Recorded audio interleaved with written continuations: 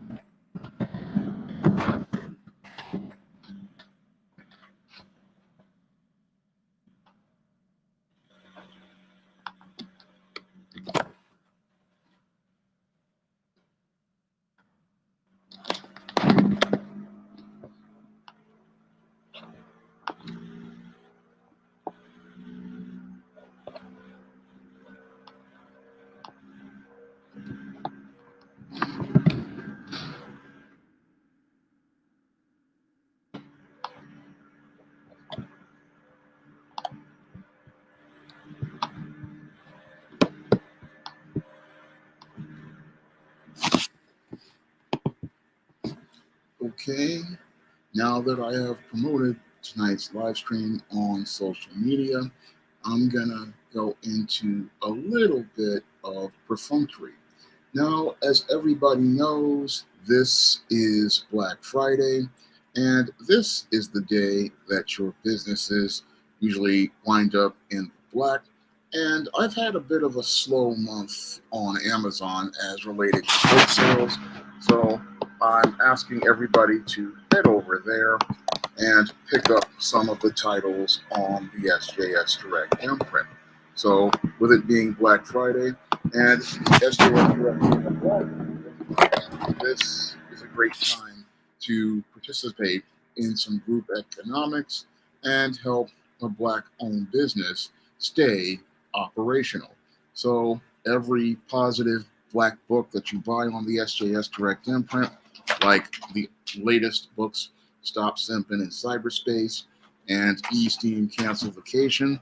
That helps me be able to further expand the SJS Direct imprint so that I can go out here and do great new products like the upcoming John Haynes at Death's Door comic.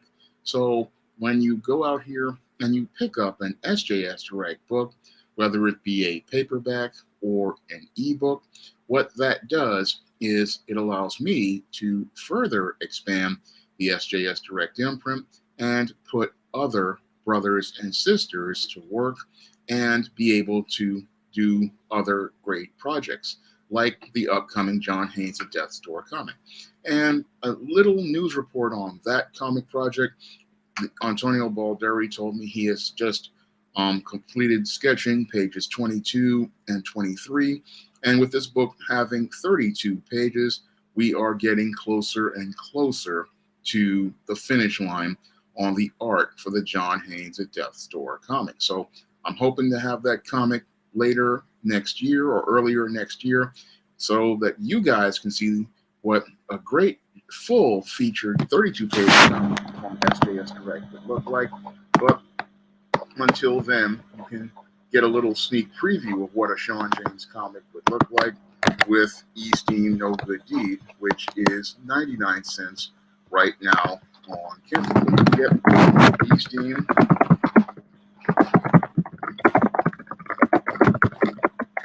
You get the E-Steam No Good Deed comic by Bill Walko with script by myself on Amazon.com for 99 cents and see how I go out here and do comics. Now, that's the perfunctory for tonight's live stream. And now I'm going to get into tonight's topic. And tonight's topic is all about Richard Williams and this war that your feminists and your social justice warriors want to wage on Black fathers. Now, last week, your Richard Williams was the focus of a biopic starring Will Smith called King Richard. And this biopic was designed by Venus and Serena Williams to honor their father the way the Most High wants us to go out here and honor our father. They want to show reverence and respect for the man who helped shape them and mold them into the women that they became. Unfortunately, once this film started to premiere, that's when this film received so much hatred from those in the mainstream media. Now, those in the mainstream media, there's a lot of black feminists, and white leftists who have a deep seated hatred of heterosexual black men, especially heterosexual black fathers. And because they have a deep seated hatred of heterosexual black men and heterosexual black fathers, they have serious issues with this film. So they waged a campaign to try to tear this film down by attacking Richard Williams as a person and then trying to attack the film itself. So this was a two-pronged assault done to try to destroy this film's ability to perform at the box office. And also, it was a shot at Richard Williams personally. And by taking that shot at Richard Williams, these three people, the white feminist, the black feminist, and your white leftist, would be able to assault black men as a group by proxy. Now, on the premiere of this film, this is when we had a group of people go out here and start writing articles about Richard Williams to malign his character. So, what they wanted to do was attack Richard Williams personally by writing these hit pieces that are so-called articles, but there was absolutely no journalism in any of those articles. No, there was no journalism at all because an objective journalist would be going to Mr. Williams to get his side of the story. No, what these so-called yellow journalists wanted to do was they went out here and tried to attack Richard Williams. And I read one of these hit pieces where they sat there and talked about how Richard Williams was some sort of womanizer and how he had women all over the world and had plenty and dozens of illegitimate children. But I don't see anybody going to Mr. Williams to substantiate or corroborate any of this. So when I heard this whole statement about our hit piece about Richard Williams being a womanizer, I just saw it as completely slanted journalism. And again, this was designed to malign Richard Williams' character, and it was designed to go out here and discourage people from supporting this film, which was about this extraordinary black man.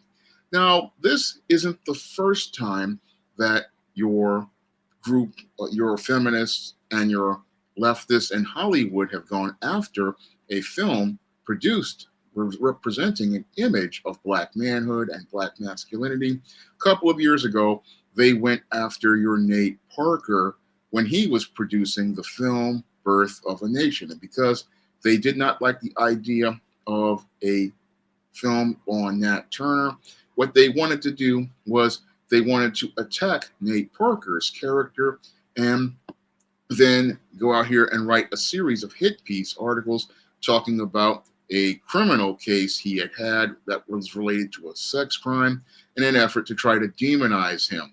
Moreover, they talked about how he was married to a white female, and this was all designed to attack Nate Parker's character and discourage people from watching the film. And thanks to this campaign, what happened was Birth of a Nation's box office failed, and your Nate Parker's reputation as a filmmaker was damaged in Hollywood. And the same thing transpired here with your King Richard. This campaign by these feminists was designed to go out here and destroy this film's ability to perform at the box office. And because people have gotten so much bad word of mouth as related to this film, that many people wound up staying home, and the film was a box office failure. So this was not something that was done to go out here and stir controversy. No, this was a campaign designed to destroy this film because this film featured narratives that many of your people, like your feminists, your leftists, and your black feminists, don't like. And because this film does not promote the narratives of white supremacists, they wanted to go out here and destroy this film's ability to perform at the box office. And they wanted that to do that because all of the people in these groups do not like the idea of presenting a positive story about black manhood. They don't like the idea of presenting a positive story about black masculinity.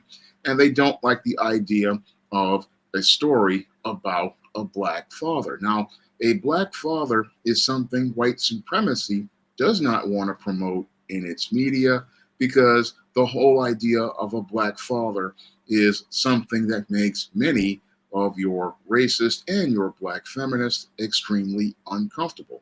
Now, the reason why your white supremacists don't like black fathers is because the black father, by him being a father, shows you that he can biologically reproduce. And when he reproduces, he refutes many of the narratives that are negative about black men. So when you have a black father, he's out here reproducing and having children. And that's something your white supremacist doesn't want to see because he fears genetic annihilation. Now, your white supremacist fears seeing a black man as a father, and to try to undermine black fathers, what he does is he creates campaigns to demonize black fathers. And this has been done in the media ever since your black women have joined the feminist movement.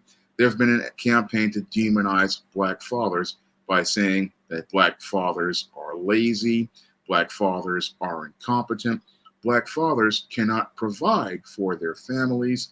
And these stereotypes were promoted all throughout mainstream media. But you'll never hear anybody in mainstream media ever talk about all the white fathers who have abandoned their families ever since the Civil War and the Great Depression.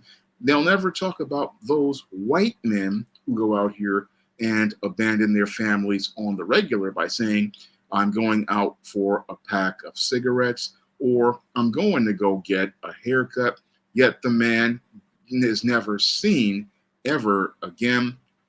No, you won't hear anybody in mainstream media talk about white fathers on the regular like that, and you won't hear narratives about that. And yes, you'll hear some stories about divorces and things like that, but you'll never hear, oh, he's not a good, you don't hear anything talking about how bad of a man he is. No, they will never go out here and demonize white fathers the way they demonize black fathers. So that's something that we've been seeing going on for over 50 years. People trying to say that the black father doesn't want to be there, that the black father is some sort of sexually promiscuous whoremonger who just runs from woman to woman, like they're trying to say about Richard Williams, and just drops litters of children. That's what they try to say about black fathers. They try to promote this false narrative that black men don't want to be fathers, but that has never been the case at all.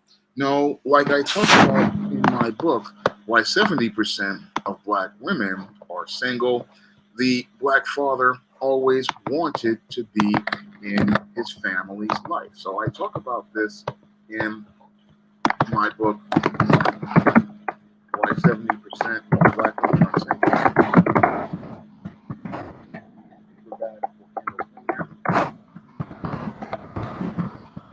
And that father wanted to be there from day one in many cases. Unfortunately, your white supremacists undermine his ability to be that head of household and that steward that God established, because they control the economy.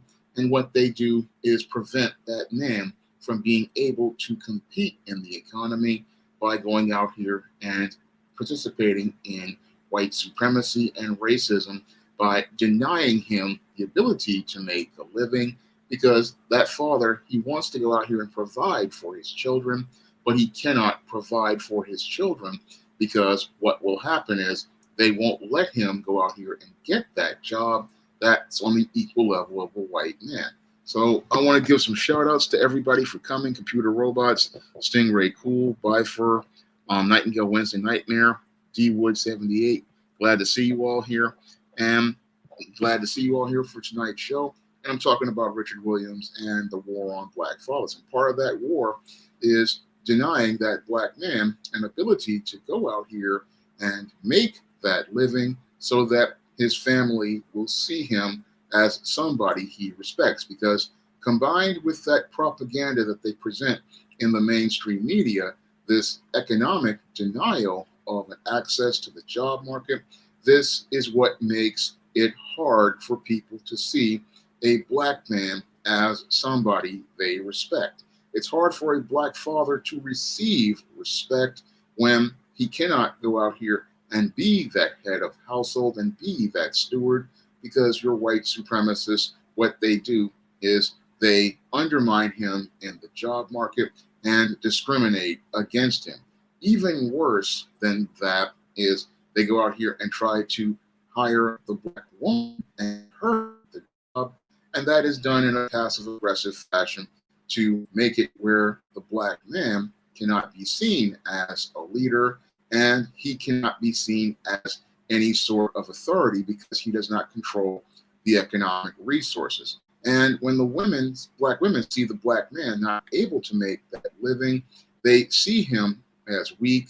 And that's one of the things that they do to wage war on the black father, prevent him from being able to access the economy. Meanwhile, he gives the black woman the job so that he can emasculate that black man, so that he cannot have any power and control over his home.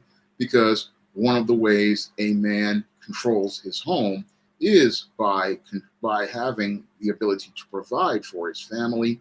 And if he cannot provide for his family, he cannot be the head of household who pays the bills, and he cannot be the one who has a say over anything. So your white supremacists, this is one of the first salvos that they fire at black fathers. And because they fire that economic salvo, this is what leads to many black women not seeing a black man as somebody they respect, and seeing that when they have this job, oh, they're getting attention from these white men, and they're being touted as leaders. So what happens is they don't see this black man in a leadership role, and they don't see him as exerting any sort of a power that they need to respect, because the men who do have the economic power, those white bosses, they are the ones that she sees as having power.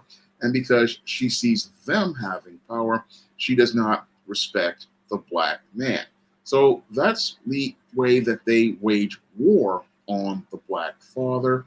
And that's how they undermine his leadership and his authority. So there's a war on the black father being waged. And that's why they don't like men who go out here and buck the system, like your Richard Williams. Now, Richard Williams bucked the system by going out on his own. He saw that things weren't going well for him in New Orleans, so he moved to Compton. And it was his sheer perseverance, sheer determination to teach his daughters tennis. That is what made him a great man of character. And that was something people didn't like in these social circles. They didn't like these kind of ideas of this black man teaching and preparing his daughters, because that's something that a man does out here. He wants to prepare his daughters to become respectable ladies, and that's something a father does. He wants to build up his daughter's confidence by showing her love, showing her affection, and then showing her how to go out here and navigate that world. So that was what Richard Williams was out here doing as a man. And that is one of the things that angered many of your white feminists, your black feminists, and your white leftists, because they don't like the idea of a black man being a man. No, they want to keep the black man at the bottom of the world. And the reason why they want to keep the black man at the bottom of the world is because they want to control the black family. They want to control the overall black family so that they can keep the black family at the bottom, because they need the black family to live off of, because they cannot go out here and make a living for themselves. So you have all of these racists, they want to have a codependent relationship with the black community. And because they want to have a codependent relationship with the black community, what they do is they go out here and demonize black men and make you believe that the black man is the enemy. And that's what they're trying to do by tearing down Richard Williams, and why they wanted to tear down the film King Richard, because they don't want you to see black men as kings. They don't want you to see black men as leaders, and they don't want to see black men being honored as leaders and treated with that kind of respect. No, the only black men that they want you to see out here are clowns who put on dresses and act effeminate. That's what they want you to see. No, they don't want you to see a black man going out here and showing that he can go out here and take care of business. No, that's something they don't want you to see. A responsible black father teaching and preparing his daughters, and teaching his daughters that they can be great ladies. And that's not something they want you to see. So they try to sabotage films like your King Richard. Now, some say that the film was also sabotaged by these articles that were presented on Will Smith, the actor who played King Richard. And there were also people who said that your Jada Pinkett emasculating Will Smith also impacted the film negatively. And again, your Jada Pinkett is one of these black feminists who has a lot of misandry and hatred. And partially, maybe that could have affected the film's performance, I would believe, because emasculating the guy who's playing Richard Williams, what that does is it makes it where he's playing a role that's diametrically opposed to who he is. And it also sends a message that he's not a man who is in control over his household. So he's a bit of a hypocrite for playing this role.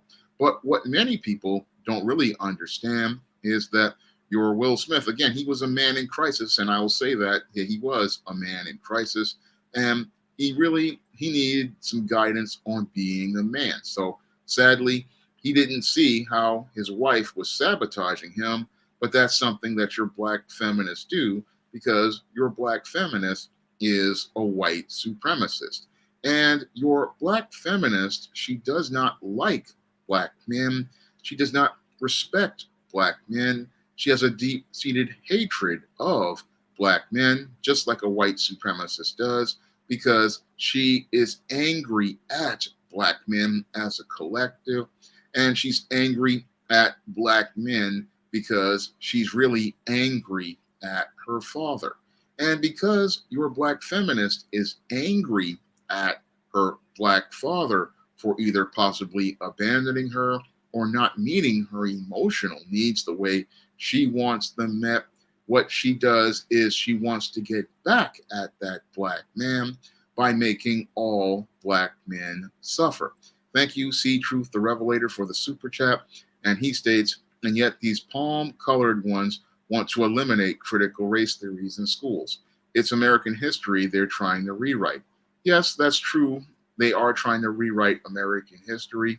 And the whole thing is that these white folks they don't want you to see the truth about white supremacy and the fact that it's a big lie, and the fact that your white supremacists want to demonize black men, especially heterosexual black men, at every turn. And that's what they were trying to do with King Richard. They wanted to demonize this film because they did not want you to see a black man in a role that refutes their narratives about black men being incapable of being fathers, incompetent, or not even able to even care or provide for their children. But they won't talk about the part where they deny that black father a job. They won't talk about that part where they create policies to keep the father from being the authority figure over his home, and how they weaponize institutions like law enforcement and then send them after a black man like a battalion in the military. So they won't talk about how they go out here and attack the black man and make it where he can't even have control over his home. And what they do is make it where this woman can call 911 and practically undermine him whenever he's trying to discipline his children, set order and structure, and make it where he cannot even make it where he can establish standards for his family the way Richard Williams did. Hey, Gboot2786, glad to see you here. Happy Thanksgiving. I had a good Thanksgiving myself. If you guys want to help out the channel, you can donate to the Cash App by clicking the link in the chat. And that also helps out with the whole Black Friday thing. That's how you also can help the Black-owned business of SJS Direct. You can drop a donation to the Cash App, and it will be greatly appreciated. So I've been talking about this. There is a war on Black fathers. And again, this whole war is all about making it where this man cannot go out here and maintain his family as related to God's natural order. Now, in God's natural order, he made the man to be the head of the family, and he made the man to be his steward, so he would be accountable to him. So in the order, a man reports to Jesus Christ or Yah, and then Jesus or Yah reports to God. So the man is a steward to them, and he's accountable to them. But what your white supremacists want your black woman to be is accountable to white supremacy. So they try to pull the black man away from his role, and they want to make everybody who wants to be in that role an enemy. But black men are not the enemy, and many black men, they do want to be fathers like Richard Williams was to his children, and they want to help their children, but they get no support in the community, and they get no support in the overall country. And because they get no support, they feel like they're alone. And that's really frustrating, because a lot of fathers, they want to be there. They want to teach their children what they know. And in the case of both sons and daughters, there are essential life skills that a father provides. And those life skills are the difference between life and death. For a black boy, a father knows what the world is for being a black man. So he knows what the boy needs to do to survive in a world of white supremacy and racism. So he knows how to teach his son how to navigate that world, and he teaches him how to control himself and his emotions in social circles. And that's something I saw presented in a film called Passing that's on Netflix right now. And in that film, they made it where the biracial woman wanted to attack the black man, but that's what a black boy is going to need in this world. But your mainstream media, they make this look like a bad thing, but this is the thing that can save a boy's life. And if it wasn't for the father, you're not going to know how to do this, because a lot of guys out here, they aren't taught these things. And what happens is they get set up and jacked up. What's going on, Frank Nitty? Glad to see you here. What's going on, Todd Muhammad and Big Boss Calvin? What's going on? But they don't want you to see the father's role as going out here and caring for his son by teaching him what he needs to know. And then also when he's working, he's teaching him how to go out here and work on the job. And he's teaching him things like work ethic and discipline.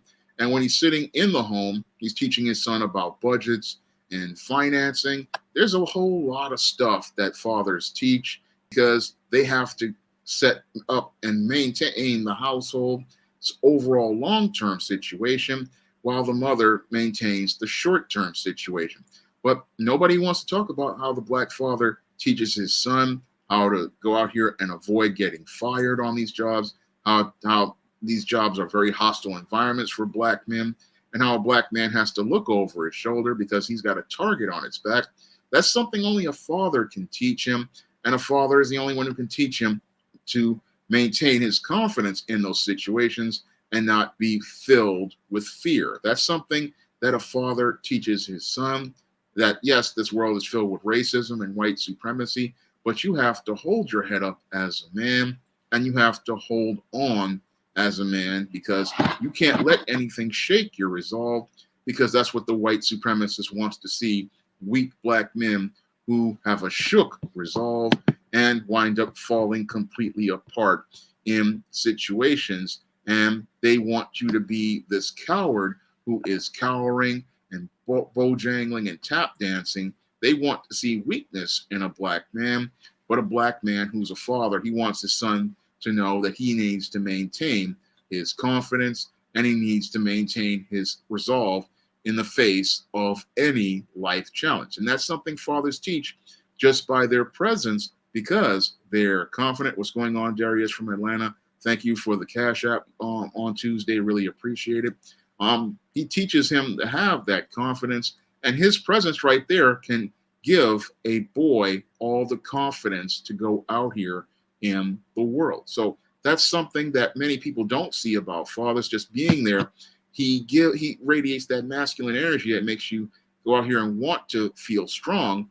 And and the whole thing is, you feel like you want to believe in yourself because this man is there.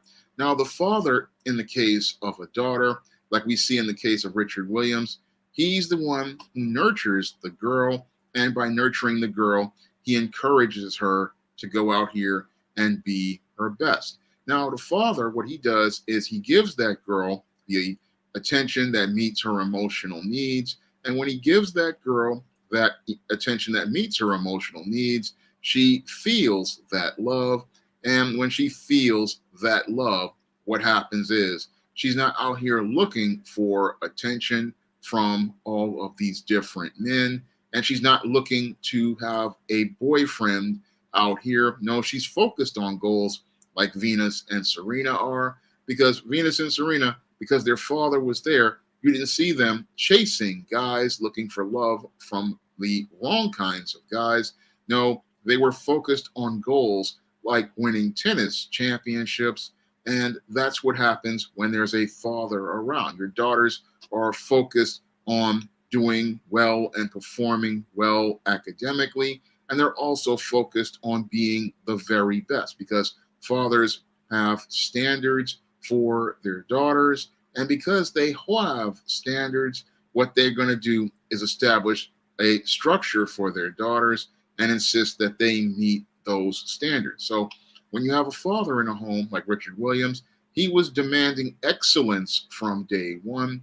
And he demanded that excellence because he knew that his daughters could do better. But the whole thing is that your mainstream media does not want you to see that kind of man out here demanding excellence from his daughters in the black community. Because when you have black men demanding excellence for their sons and their daughters, you're going to get high performing children who go out here and take themselves to the next level. Because that's what I grew up in with my father when I saw him. And the whole thing is, my parents demanded the very best out of all of us. They did not sit there and say that you're going to settle for less. And again, most people don't see how that man has an impact on their children, but you don't really see it until you get older. I didn't really see it until I hit 34 years old, and that's when I began to appreciate everything that my father had done for me. But many people, they don't really appreciate what fathers like Richard Williams do, No, all they think is, oh, that no good black man, because that's what the media tells you. That's what feminists tell you, and that's what your leftists want you to hear. Oh, that evil black man. But if it wasn't for that black man just being there, you wouldn't be in a place where you are right now. Many black women don't understand how much work a father does towards moving a child's life ahead. They don't understand that a father does a lot of little things that people don't appreciate. A father does a lot of small things that really matter, but the mainstream media wants you to think it's all the black mother, but there is a role that the black father plays in the life of his children. Thank you for the Cash App. Really appreciate it. It's the role of the father that plays a major role in the difference between a daughter growing up to become somebody out here who does something with her life, or a daughter going out here and falling completely apart. Because when I looked at this whole controversy around this King Richard movie, I just look at the hypocrisy of your feminists and your leftists as related to this young black girl who was 19 years old and was out here performing in this pornographic website, Ghetto Gaggers. Now, on this pornographic website, Ghetto Gaggers, we had a 19-year-old girl who practically was, again, used by these white racists. And we don't hear a single word from these feminists and these black feminists, and we don't hear anything from these leftists about the exploitation of this 19-year-old girl. This girl felt so proud about earning $2,000 on Ghetto Gaggers that what she did was she made a video all about it, bragging about it on World Star Hip Hop. And when her grandmother found out about this disturbing event, she disowned her granddaughter. But we won't hear a word from the feminists about how this daughter and this grandmother need to work their issues out. We won't hear anything about how this girl was exploited by these white racists, and basically over the course of that time that she was in that movie, she was taken advantage of. We won't hear anything about that. And what these people want to, they'll sit there and do is sit there and talk about the evil Richard Williams. But if we look at Richard Williams' children, they're not the ones who were exploited by some white men when he was involved. No, this 19-year-old girl, this was a sad state of affairs, because here we have a 19-year-old girl who was sitting there celebrating the fact that some white men paid her some attention and was so happy that they got her an Uber and to drive her to be sexually abused and exploited, and it all being filmed as entertainment. You have all of these people sitting there thinking that this is okay, but you can't go out here and watch a movie, King Richard, because they don't like Richard Williams. I mean, really think about that for a minute. It's okay for the Ghetto Gaggers to go out here and exploit a 19-year-old girl, go out here and abuse her sexually, abuse her body sexually. It's okay for the Ghetto Gaggers to go out here and people can go see that as entertainment, but King Richard, that's something that your feminists don't want you to see. I mean, really think about that. That's absolutely disturbing when you think about it. You encourage people to watch pornography where a black girl is, again, exploited for $2,000 and her dignity is taken away. But a movie about Richard Williams that was made to honor this black man who took his daughters up there to the highest levels of play in tennis and made them Grand Slam champions.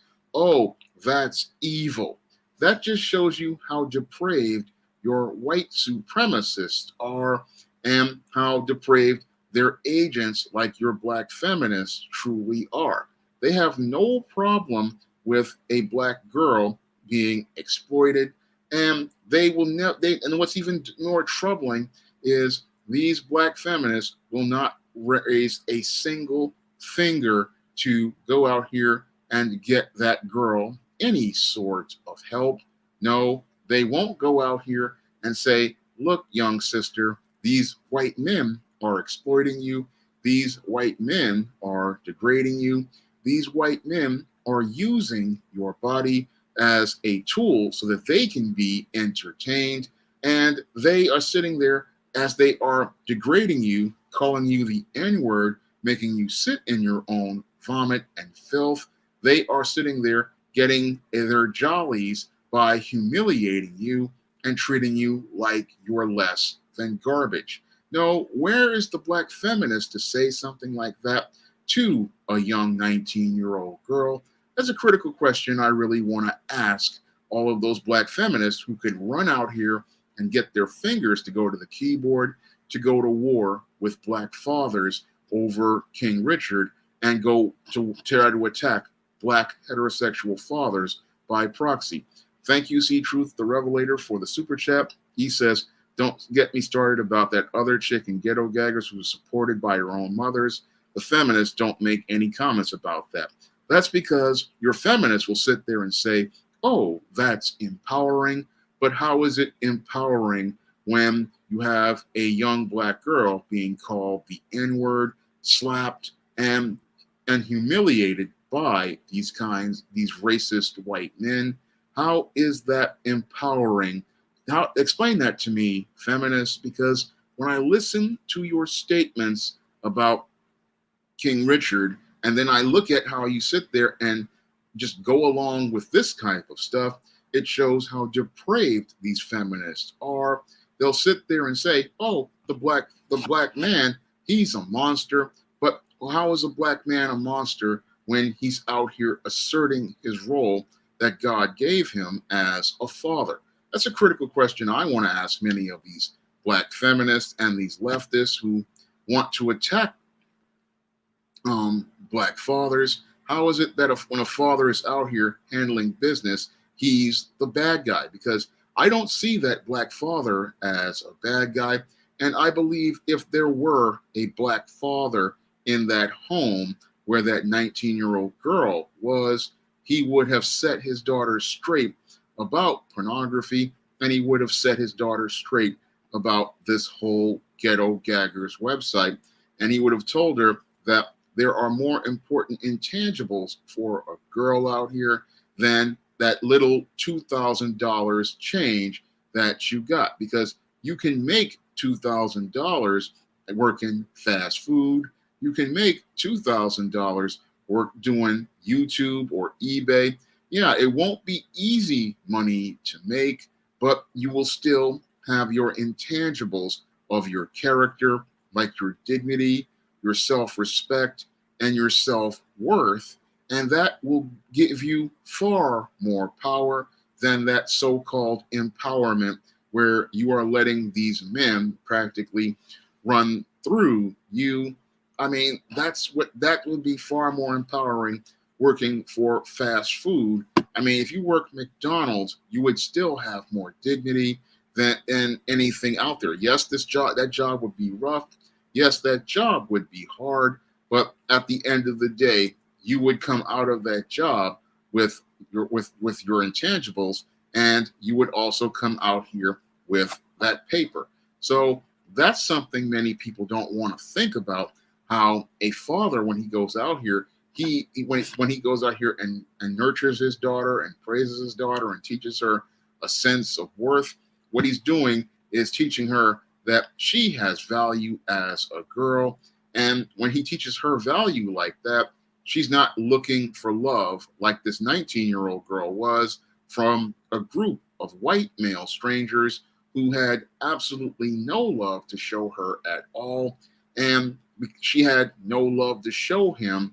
They had no love to show her because they were using her to make money on their website, and then get a little laugh at her for being what they believe to be so stupid. And that's the real thing that hurts the most, that these girls learn, that these people never cared about them, and they were just using them as tools. And that's something that they don't nobody wants to talk about. Again, they want to sit here and talk about, oh, Richard Williams was the devil and he was doing so much evil. They want to talk about how he allegedly walked out on a family. But when you do the research on the story, you see that it was not as simple as that. And your Richard Williams did not really do what people said that he did. But a lot of people don't understand how it was in the 70s and the 80s. Sometimes you would have women that just did not want to respect your authority, did not want to cooperate with you, and there was nothing a man could do in that case because the female had more respect for the welfare state and the government than she did that man. So what's that man to do? Is he supposed to sit there and wait and be disrespected and stay there when she can just call 911 and destroy his life? That's what many men in the 80s and the 70s had to deal with, and even in the 90s they were struggling with. But then nobody wants to talk about that part of the story, just like they don't want to talk about how these racists again denied black men jobs and how they made it where the black man could just get fired if this guy could not get any sort of mustard on his chicken sandwich, or they run out of cream cheese on their bagel. If that white man or that boss got heated at that job, that black man could be fired for just those trivial reasons, and that kept the family from being taken care of. And they don't want to talk about that part. No, all they want to do is talk about deadbeat dad, and the whole deadbeat dad concept was try to demonize black fathers, but nobody talks about all the deadbeat white guys from the Great Depression or the Civil War who practically were dropping families and moving on and drifting through life. Nobody's talking about those white boys who are out here dropping families, but they'll talk about the black man and try to make him into this uber monster who just is this super whoremonger who just wants to go out here and use up all the women, create all these illegitimate children. But they don't want to talk about those white guys who were creating illegitimate children during slavery when they were getting involved with all of the slaves and having illegitimate biracial children with that slave master. Nobody wants to talk about that aspect of things. No, they'll sit there and talk about, oh, the black man is the worst father in the world. He's the most irresponsible father. He's not capable of doing things. And they'll always run to the Pookies and the baby Ray Rays who were baby daddies, but they won't sit there and show you a black man who is out here doing his job as a father, like a Richard Williams or a Dondra T. Whitfield, who has been out here as a father and has been really taking care of business. No, they are not going to talk about those black men who are handling their business as men.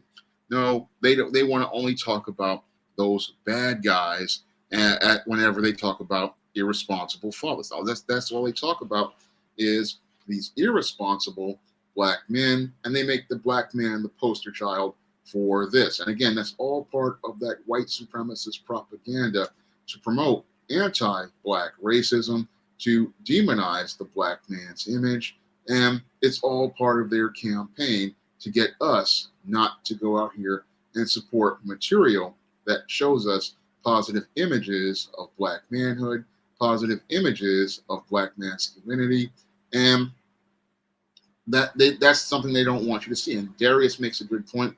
Yes, the fatherlessness phenomenon didn't stop in the black community until not the 1970s, because if we look at black families all throughout your slavery, Jim Crow, the Civil War, it was intact, and the father was there in those homes until the establishment of the feminist movement and the welfare state, because you had black women who wanted to go out here and be like white women, and they saw the state as a more secure economic partner So they monkey branched from the black man who had been denied economic opportunity in this country by your white supremacists and wanted that economic stability of the state. And that's why we started to see the whole issue of fatherlessness in the black community. But before then, we had lots of strong black families. And in fact, you had more black marriages than white marriages at one time in this country. And the reason why was because black women knew they needed to stand by that black man and they needed to support that black man because they were in this together. But the white supremacist does not want you to see the black father being in his home. No, what they wanted to do was take him out of the home so they could go out here and control the black family through the black woman. So that's what they wanted to do as related to things. They didn't want you to see that black man in that role of a leader, and they still don't want you to see it, because if you start seeing that black man as a leader like Bill Cosby was, and like many other black men out here are trying to do, then you're going to start seeing black men as people you respect, black men as people that are out here capable of doing things. And that's something they don't want you to see in your mainstream media. They don't want you to see the black man in that kind of role. No, because that would refute many of their propaganda narratives about your black father. And that's part of their war in this media, because that's why they go to out here and present all of these misandristic anti-black man narratives, like I recently saw in the movie Halle Berry's Bruised. I mean, that movie, oh, it's going to the barbecue, so we're going to get the coleslaw out for that one in a video for Sunday. But that's the kind of stuff they want you to promote, this anti-black man narrative, black men not capable of going out here and doing what needs to be done, black men not having a vision to shape their families. And that's the other reason why they're mad about King Richard, is Richard Williams having that faith and that vision to go out here and say, I'm going to make my daughters tennis champions. I'm going to make my daughters winners. That's something that when a father says that, it can practically shape a child's life, and it can practically take their child to the next level. Because I remember when I was about 30 years old, my father had said to me that I could be the most successful person in the entire family. And I had wished that he had said that to me when I was 10 years old, but he said it to me when I was 30. And it just stayed with me to this day. I mean, it's one of those things that if you say this type of stuff to your kids, it can practically change their life, and it can start them to start focusing and looking at themselves in a different light, because it can be the thing that can open their eyes to see who they really are, and can make them push themselves forward to be better than where they are right now. So people don't really understand what a father's words can have, the impact that it can have on a boy or an impact on a girl. Because if you say something like, I can see great success in your life early on, like 10, 11 years old, that boy, he's going to take those words and it's going to make him really motivate him to be his best. And that's one of those things that you really have to understand, the impact of a father's words on a child. And that's what Richard Williams did by encouraging his daughters, motivating his daughters. I mean, that kind of stuff he was doing, it just made them truly great. And people really don't understand this type of stuff, because mainstream media wants you to believe the black father is some sort of monster. The black father is not really doing enough, because that's another thing that they like to do, is compare the black father to the white father who can go out here and buy his son cars and buy his daughters all sorts of the stuff. But that black man wants to go out here and do those things, but he understands that he's very limited at his resources, but he knows he can teach values and character to his son and his daughter.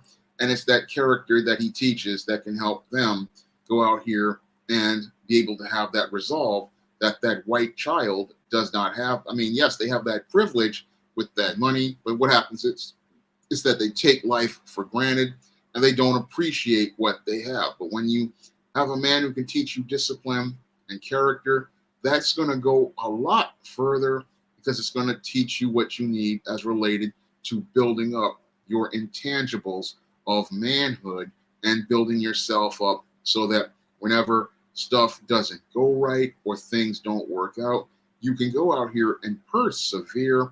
And that's something that they don't really want you to see. And that's why they love making media like that Disney stepfather garbage. I mean, that's an insult to black men, an insult to black manhood, and an insult to black fathers, and another shot fired at the black father to say that, oh, you as a man are second best. You as a man have to settle for somebody else's leftovers, and you have to try to just sit there and be a butler serving somebody else's family. Meanwhile, this other man has already gone out here and already had this woman, is spiritually bonded to this woman, and already has 2 children by this woman in that stepfather short film.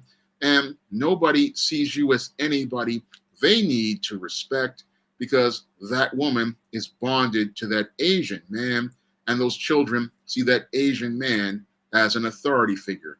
No, what the media wants to do is give you these neutered, emasculated males like your stepfather in that Disney film, that Cleveland Brown on the Cleveland Show.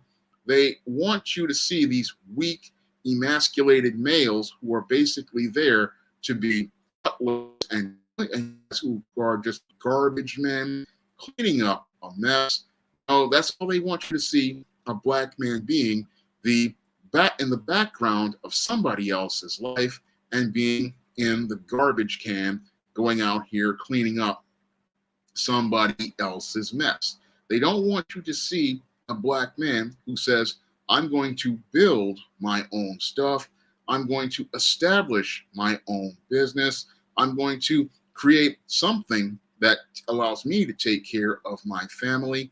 No, they don't want you to see those strong and resolute black men like Richard Williams, your Dondra T. Whitfields, or your Dave Chappelle's. They don't want you to see those heterosexual black men. No, they want you to see buttermilk biscuit, extra soft, extra gooey, extra sugary black men who are out here putting on dresses or acting so neutered and emasculated that all they do is live to make others happy. They don't want you to see black men who are out here having their own vision to be a man and looking to be the person that God wants them to be. No, they don't want you to see that black man because that black man is ready to stand up and be the man God wants him to be. And that man is not worshiping white supremacy like a god. And that's why they don't like Richard Williams, because Richard Williams was that kind of man. And they don't like the idea of a film honoring him. So that's why the media went out here and buried it as part of its war on black men, because there is a war being waged on heterosexual black men. And one of the greatest enemies of these of the white supremacy's media arm and white supremacy in general is the heterosexual black father. And they hate the heterosexual black father because the father not only can go out here and bear children, the father also goes out here and teaches and prepares children. And that's something that the white supremacist doesn't like, because he wants to get a hold of those children and he wants to make those children into effeminate black males and masculine black females. Trunks 15, I have been a guest on Judge Joe Brown's show twice in 2019. So I not only listen, I have made appearances on his show. I have been on a show with him with G Boot 2786. So I have been on with I not only listened to Judge Joe Brown, but I have been on his show twice, and I was on a panel with him on G-Boot 2786's show. So you want to go out here and check out G-Boot 2786's channel, because there's some great intelligent black content on there. I'll leave a link to his channel so you guys can go out here and sub to his channel, because he has some of the best content out here. He has some really great guests on his show, like Judge Joe Brown and many others. So you guys can sub. You guys can sub to G-Boot 2786's channel. And you can catch me there either on Tuesday or Thursday, depending on the time that I'm available, because I'm in the middle of some other stuff right now. So it varies from time to time. But the whole thing is that we don't, there's a war on the black father, and the black father is one of the great enemies of white supremacy, because they don't like black fathers. They don't like the idea of a black man having control over his home. They don't like the idea of a black man being in charge of his family. They don't like the idea of those things, because they can't come in with their Madison Avenue and Hollywood ideas and sell them to our children. Because though if you're a black man, a straight black man, and you're a black father, you know that what's out there is bad for that child, and you can teach them how bad it is, and you can teach them how dangerous a lot of that media is. Because if you notice that when there are fathers in the home, you don't see any of that thug or gangster crap going on, because that father is going to tell his family that nonsense is just something fake, because he's going to look at this stuff and say that's Madison Avenue and Hollywood nonsense designed to get you to buy into a narrative. And that's something that fathers go out here and do, is that they filter through the BS, and they filter through it to the point where none of that stuff gets to their children, because the father, he's going to be heavily monitoring what's coming into his home, what his kids are watching, what books that they're reading, because he wants to make sure that they're not filling their head with poison. And there's a lot of poison that gets by your single mothers out here and your baby mamas. There's a lot of poison that gets by them, because that's why you get 19-year-old girls who are out here getting on Ghetto Gaggers and celebrating it like it's an accomplishment, where instead of hanging their heads in embarrassment. Now, if there was a father in that home, he would have definitely been out here and shut that down. And that's why fathers are important, because fathers shut down the garbage, shut down the nonsense, and they sit down and teach their children that sometimes there are certain people who just want to go out here and exploit you.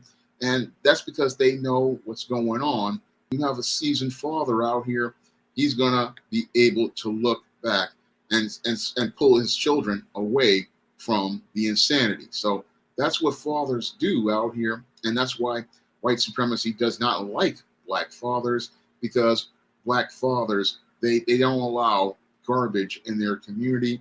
They are the first line of defense, because that's also part of what fathers do, is protect their children and protect their wives. And they are the guardians and the stewards, because they're stewards, they're responsible for things. And that's why they protect the people in their community. So that's another reason why, again, the mainstream media doesn't like the black father, because he protects his wife from predators, he protects his children from predators, and he prevents them from being exploited by people like your feminists and your leftists, these parasites who want to suck on the black community in order to enrich themselves at our expense and foster codependent relationships to try to control our communities. That's what the fathers do. They see these predators and their game, because fathers play chess. They don't play checkers, and they can go out here and shut stuff down and say, look, that's not coming into our community. That's not coming over here, because I guarantee you if there were fathers in the black community, we would not see any gangs. We would not see any thug culture. All of that stuff would have been shut down by working class fathers who would have said, no, that stuff ain't coming in here. And if this boy wants to come in here and try to play those kind of roles, he can go out here and hit the streets and learn what it means to actually be a man. Because any father's going to be like, look, if you have to go, you want to go out here and learn what real manhood is, you go out here and learn how to work in the real world. And once you go out here and work in the real world, you'll learn that your thug is nothing more than a social construct of a clown. Your gangster is nothing but a clown, because a father, he's going to sit there and teach his son how to use a gun the proper way, and he's going to teach him how to do conflict resolution. So he's not running to go get guns and go get boys. He can go out here and settle his business the way a man settles business, by going face to face and going out here and solving problems the way a man is supposed to solve problems. And again, all this is what black fathers teach, but nobody in the mainstream media wants to talk about any of the little things that the black father does. Nobody wants to talk about any of the little things that the father goes out here and does every day. Nobody wants to talk about the all those small lessons that fathers teach by just them being there. Nobody wants to talk about that stuff. No, all we hear is deadbeat dads, no good black men, lazy black men, incompetent black men. But we don't ever hear about the deadbeat white guys. We never hear about the deadbeat Asian guys. We never hear about the deadbeat other types of deadbeat guys. I mean, when I watch Japanese media, I can see the Japanese Pookie. What's up, Reginald Baylock? Glad to see you here. We don't hear about the Japanese Pookies and Ray Race, even though they were part of Japanese media, or the Chinese Pookies. We don't hear about them, but we always hear about, oh, intelligent, hardworking Asian guy, intelligent, hardworking black guy, white guy, but we only hear about lazy, incompetent black guy. No, we don't also, and Michael makes a good point, we don't hear about the deadbeat, raggedy females either. I mean, nobody talks about, the ratchets and the raggedy women who are, but I just did a whole show about them called The Bus Downtown. Nobody wants to talk about, those dusty females who cannot get themselves together. No, nobody wants to talk about those kinds of women. No, all we hear is lazy, incompetent black man, no good black man. And this has been repeated like a mantra for over 50 years. And it's time that this whole mantra really got some pushback, because I have myself have been attacked like this. I remember when I wrote a novel called The Thetas, and it was all about a 19-year-old girl getting ready to pledge a sorority. And I talked about how the girl had a father in her life, and people were getting upset over a fictional black father. I mean, that really showed me how deep the programming went in some black women's minds, that they were getting upset over a fictional black father being in the life of his daughter. I mean, that was disturbing to me, and it showed me how deep the programming goes in the minds of some black women as related to white supremacy, that they would go out here and get upset over a fictional black father. I mean, I'm going to share that book with you so you guys know, because that was a story that I did that showed you a wealthy black father with a daughter and taking care of his daughter. And that's not the first story I did with a black father in it. I did another story. I did a whole new screenplay series about a black father. It was called All About Nikki. And it was a TV series that I was putting together that was going to show you an image of a black father, and the black father raising his daughter and showing you how the father does things differently and how the father works to help his daughter after his daughter has just been moved from school to school by her mother after the divorce. So in this one, I really make a commentary on the black family, and I wish I could get this book produced into a TV series, because it makes a real commentary on the black family. So I did this whole series all about Nikki, showing you a black father, another black father taking care of his household and running his household and being a head of household. And people, it was a very popular book back in 2011, but it doesn't get much traction right now. But I've run into a lot of people again who have issues with the whole idea of black fathers in media, black men running their stuff. And it's really troubling to see black women who get upset over black fathers. But I have featured black fathers in my media since ISIS in 2002 and A Recipe for Success in 2008, which is another story of a black father who has a black-owned business. And this one was one where I wrote, again, showing you the black father again, teaching his daughter what she needs to know in order to do this book deal. Not book deal, but business deal, because it's about two black-owned businesses.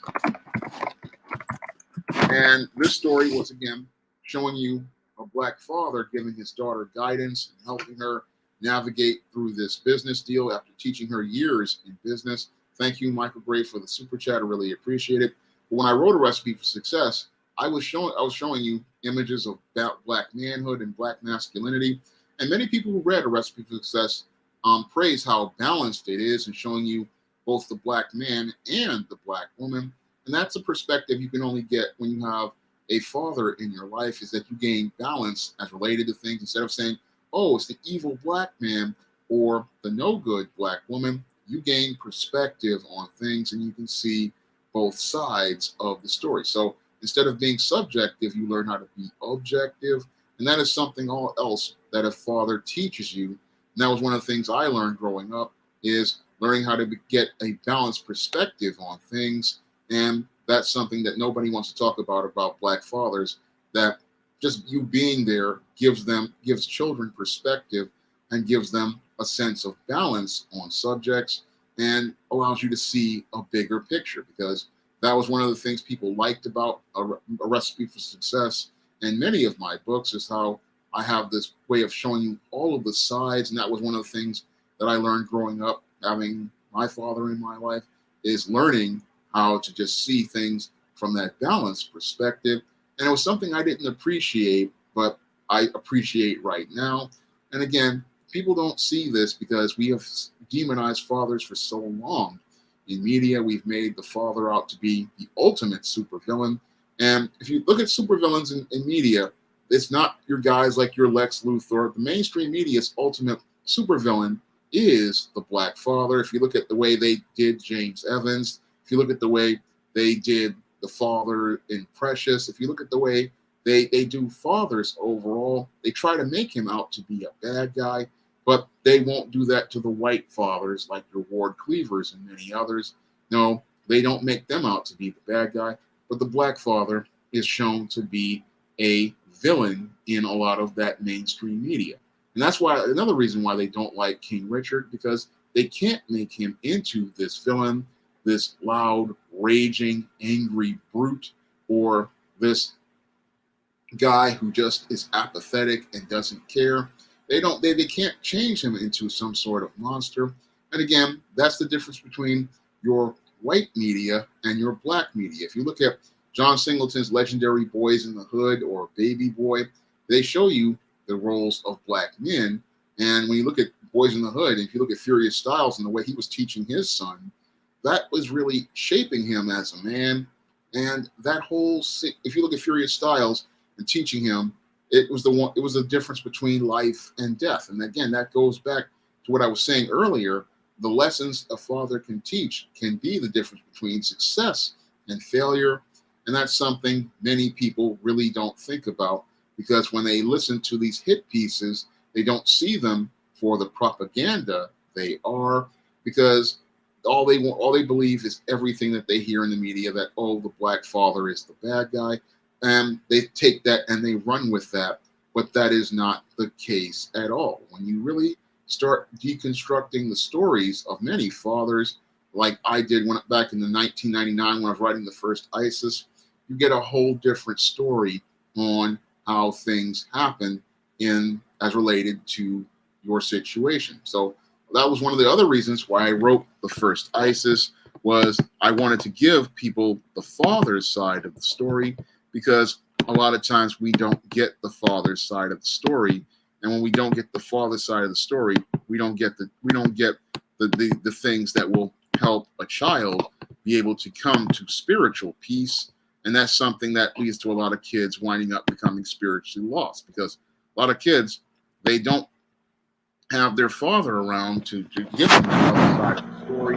And because they don't have their father around to give them that other side of the story, they feel incomplete.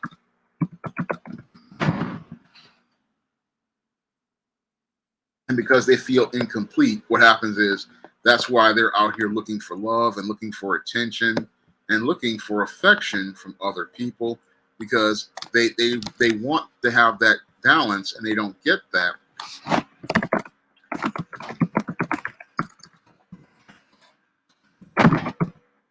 because your father isn't there. So I left a link to the first book I did about fathers, which was the first ISIS.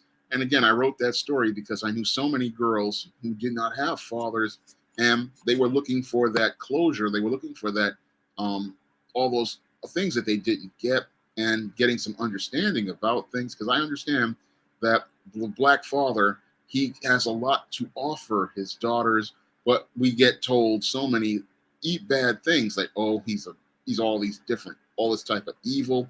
And that's, again, white supremacy pushing these kind of narratives, because they won't talk about these white males. No, they just sit there and make the black man the monster and the boogeyman, because they don't want you to see a black man as a loving, caring man who wants to go out here and get the best for his children, the way Richard Williams wanted the very best for his children. And they don't want you to see those kinds of black men out here. No, they want you to see these caricaturized monsters, because caricaturized monsters, this is what makes your white supremacists, your feminists, and your black feminists.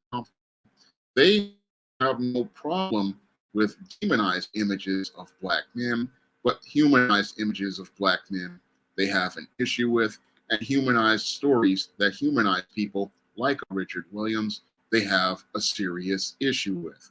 And that's why they want those kind of stories to fail, because they don't want you to become inspired by those kinds of stories. And they don't want black men and black women to see that a black man can be loving and caring and want the very best for his children.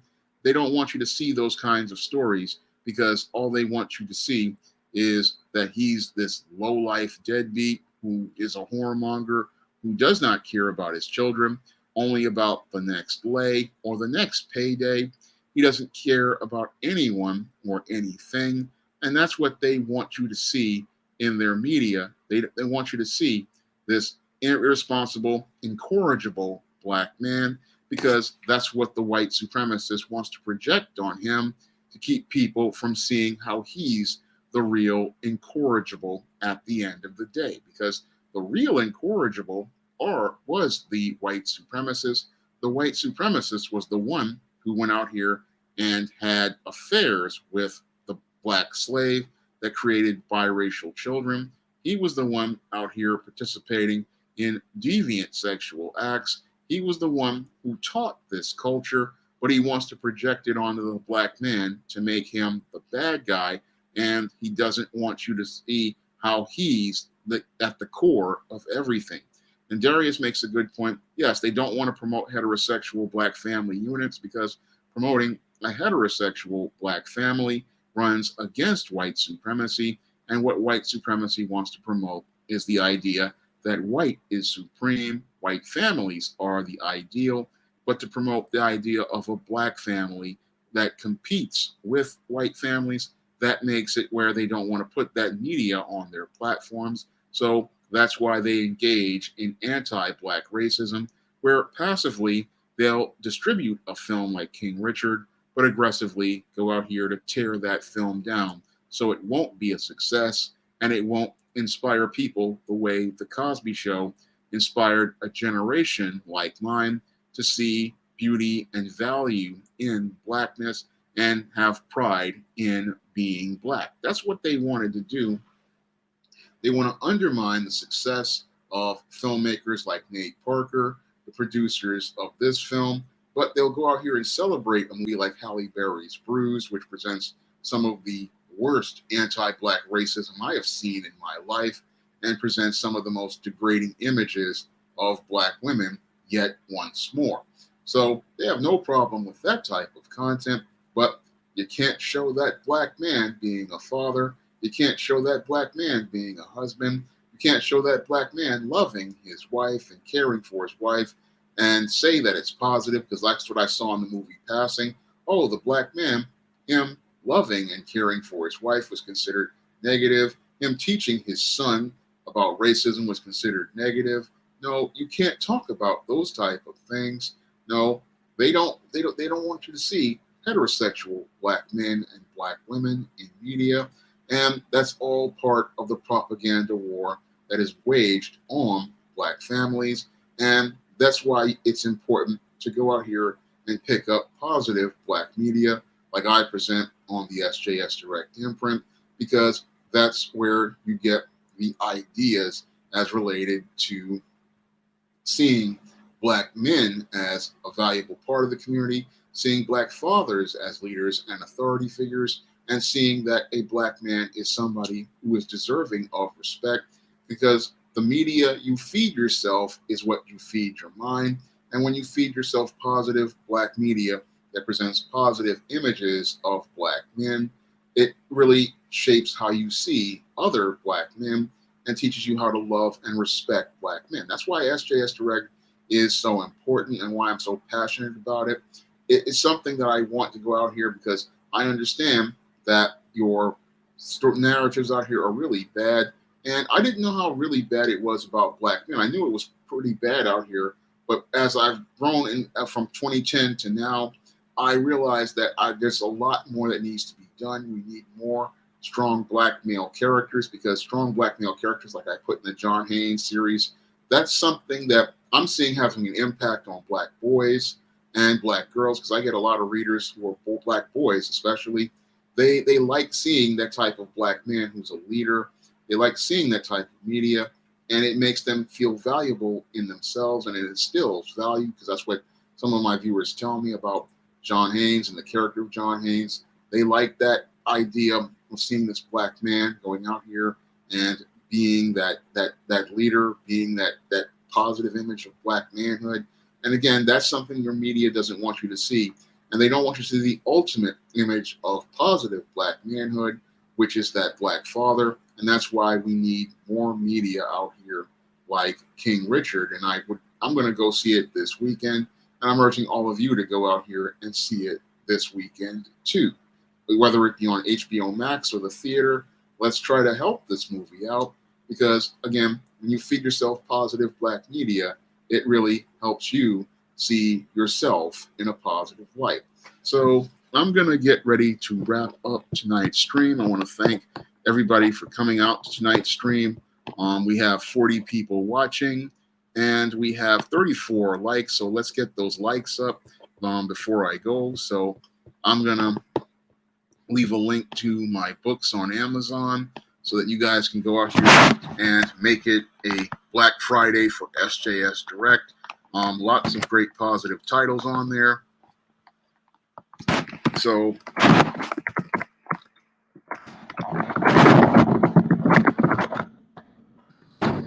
some of these great books and share them with your children. A lot of people have picked up the John Haynes books and shared them with their sons and their daughters, and it's really been inspiring. A lot of people picked up ISIS series books and shared them with their daughters, and a lot of young ladies are starting to see themselves positively. So I'm trying to get more people to pick up SJS Direct books so that they can see themselves in a positive light. So this Black Friday, go out here and pick up some content that empowers you and uplifts you. Get this kind of content, because it can be the different. This and Black Fathers together, this can take your children to the next level, and you can be as great as Venus and Serena Williams were as related to Richard Williams shaping and molding them, because that also is part of what reinforces a child, is the kind of media that they go out here and read. And I guarantee you, Richard Williams was probably going out here and making sure that his daughters were not reading trash. And that's something that's important. So you have to be very careful, again, about that media you get for yourself. And you want people in stories that look like you, that show people that look like you doing great things, because that's going to inspire you to go out here and do great things too. So I'm asking everybody to go out this Black Friday and put some money on the Black-owned business SJS Direct and help me get into the black for the month of November. And I'm asking everybody to go out here and pick up some of these great books and share them with your family this holiday season. So I want to thank everybody for coming out to tonight's stream, and I hope you'll be there for next week's stream.